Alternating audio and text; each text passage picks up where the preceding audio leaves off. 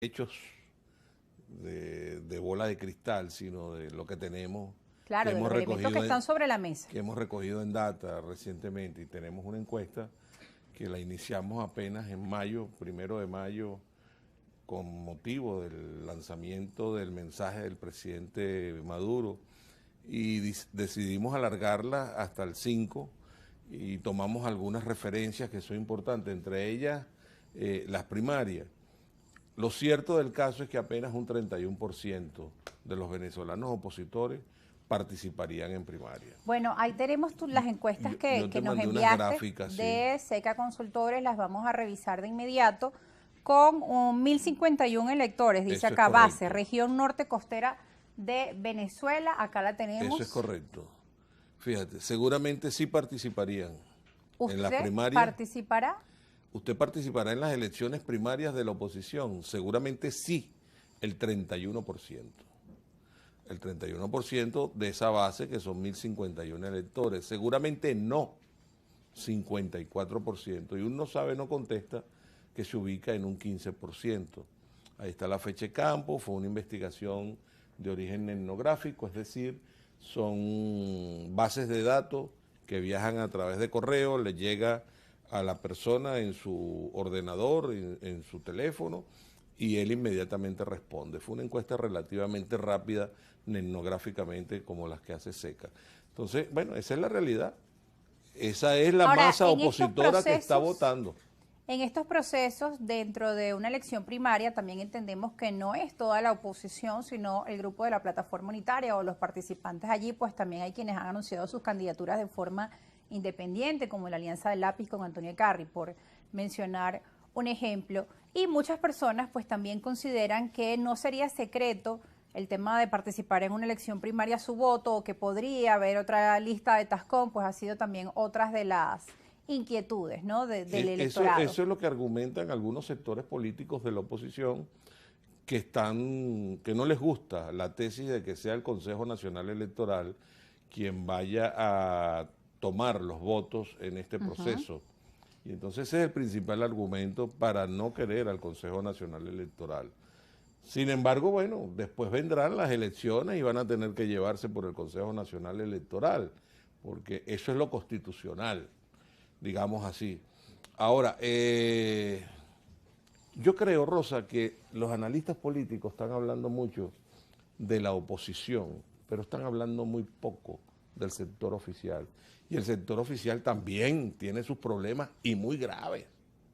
El tema de corrupción, por ejemplo. El tema de la corrupción administrativa de PDVSA, bueno, los venezolanos casi en un 80%, 76%, no recuerdo bien exactamente Por aquí cuánto es. tenemos esa segunda gráfica Ahí está donde la haces esa gráfica. pregunta sobre, en su opinión, el presidente Nicolás Maduro conocía la trama de corrupción de PDVSA. Es la segunda gráfica que has traído para compartir. Es así, Con los y 1051 electores. aparece un porcentaje sumamente alto. 78% dice que sí la conocía. Así es. Casi el 80% de los venezolanos consideran que el presidente Nicolás Maduro conocía de la trama de corrupción del señor El Aizamí y su combo.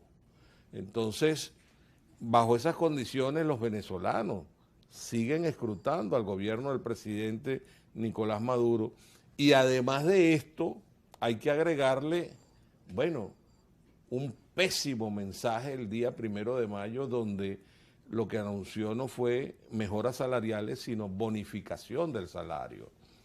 Todo el mundo esperaba, todos los venezolanos esperaban que se aumentara el salario mínimo a unos $200, a unos $400, y bueno, y de repente le surgen con esta dádiva a los trabajadores de una bonificación de un 40% con relación al bono de guerra y un 30% con relación a la cesta A la tique. cesta tique, que es el aumento que hay, pero bueno, a nivel Entonces, de bonificación. la gente dice, bueno, con esa bonificación nosotros no vamos a contar con jubilaciones, con prestaciones, porque nada de eso se va a las jubilaciones, a las prestaciones. ¿Por qué? Porque son bonificaciones. Y eso cayó muy mal en el sector trabajador, en el sector laboral, tanto en la educación como en el sector de la salud.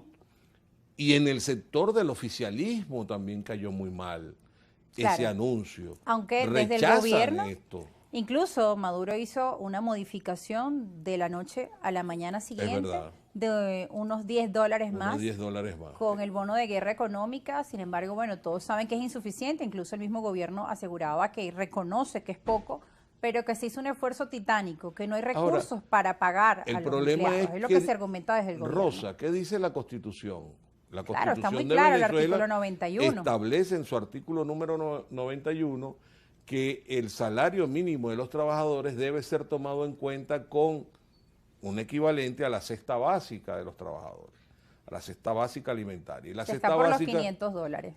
Más o menos. Más o menos. Porque hasta más. Más o menos, $500. Y te dan un aumento en bonos, no en salario, que alcanza un 90%. No, por Dios. Esto lamentablemente aumenta la matriz de opinión que hay contra el gobierno, contra el presidente Nicolás Maduro, y el rechazo es enorme, al punto que los propios oficialistas están cambiando de visión. Ya no están viendo al presidente Nicolás Maduro como la figura popular del PSV, sino que están volteando a ver hacia el PSV en la figura de Diosdado Cabello y en la figura de la Cava, en Valencia, el gobernador. Y el presidente se ha venido a menos con el rechazo que tiene.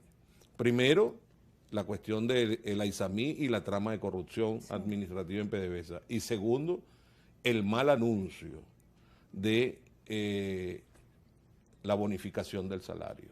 Y que mientras estos hechos de corrupción ocurren de un lado y del otro, porque también hemos entendido los casos de corrupción de monombros, casos de corrupción en PDVSA, montos astronómicos, y se le dice a la gente, no hay dinero para aumentarles, pero sí alcanzó ese dinero para una cantidad pues de despilfarro de personas con mansiones fuera de nuestro país y mucho más, ¿no? Autos de alta gama, bueno, ustedes han visto las mismas imágenes ofrecidas por el fiscal Tarek William Saab. En apenas unos días, hace unos días, nos anunciaron que los Estados Unidos había liberado $347 millones, que se los entregó ¿a quién?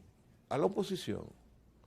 Entonces, los venezolanos, el país nacional, quien no milita en partidos políticos de la oposición ni en partidos políticos del oficialismo, nos estamos sorprendiendo frente a aquella rebatiña, frente a aquella...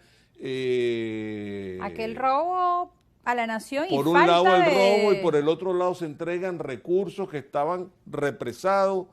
Bueno, pero ¿qué pasa aquí? Pero no llegan a donde tienen que llegar, ¿no? Que es la gran pregunta. ¿Qué está pasando y dónde está ese dinero? No, y además de eso se le entrega a unos diputados que fueron diputados en el año 2015. ¿Y cuánto es el periodo de un diputado?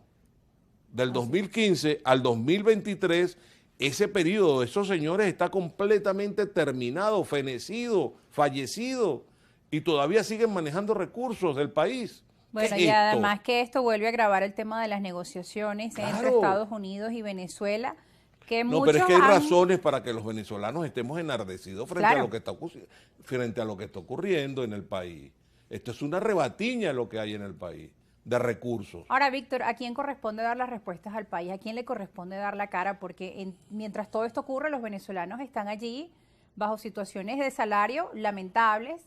Si van a un hospital, no hay recursos para atender, tiene que la gente pagar todo por su cuenta porque hay una privatización de la salud encubierta, no pueden acceder a los alimentos, un niño falleció por comer de la basura y no encontrar además atención hospitalaria. Lo que estamos viendo es muy grave. Esto es solo un ejemplo de muchas cosas que pasan al interior de nuestro país. ¿Y qué pasa cuando hablan de una revolución humanista? Rosa, yo no sé si o una oposición que dice que va a buscar recursos para esa ayuda humanitaria. Yo no sé si tuviste que en estos días yo publiqué algo, cosa que no me gusta hacerlo porque yo tomo muy en serio el programa Semana Deportiva a través de infocifrastv.com y en estos días salió una niña, estaba en el entrenamiento cuando la íbamos a entrevistar, señor, no puedo.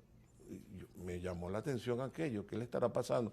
A punto de desmayarse, por hambre, no había comido en todo el día esa niña.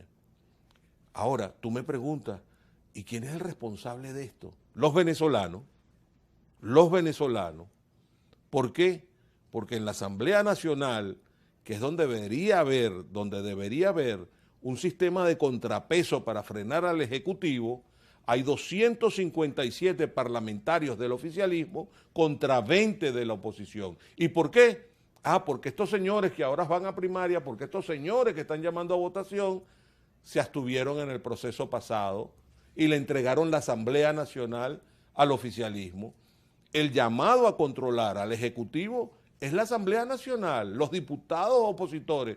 Pero bueno, ¿cómo? Pero fueron mismos líderes de la oposición quienes le dijeron a la gente que no habían garantías para votar. Bueno, no, pero por Dios, eran unas votaciones. Ahora sí hay garantías para votar. Ahora sí hay garantías. No vale.